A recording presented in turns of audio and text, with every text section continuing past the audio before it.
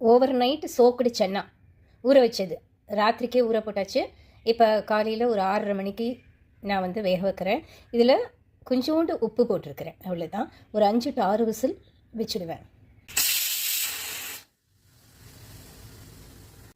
நல்லா வெந்திருக்கு, செக் பண்ணிடுவோமா?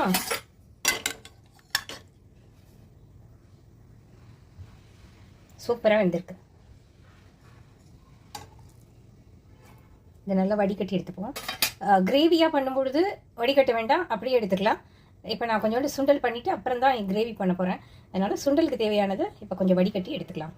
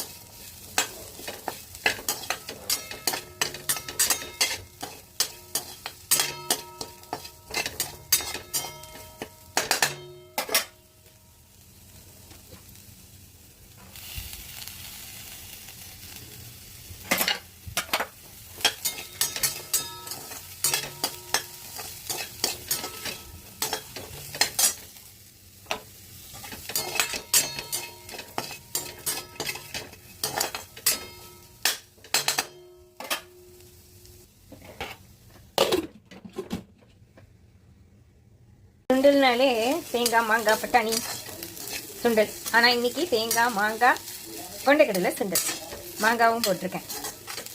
இதில் வந்து யூஸ்வலாக வந்து இந்த ஸ்டைலில் ஒன்று பண்ணுவேன். அப்புறம் வந்து துர்காஷ்டமிக்கு வந்து நான் சன்னா மசாலா இந்த சுண்டல் பண்ணுவேன். அது எப்படின்னாக்கா ஒரு பொடி ஒன்று அரைச்சி அதில் போடுவேன். அதை இன்னொரு டைம் நான் அப்லோட் கொடுக்குறேன்.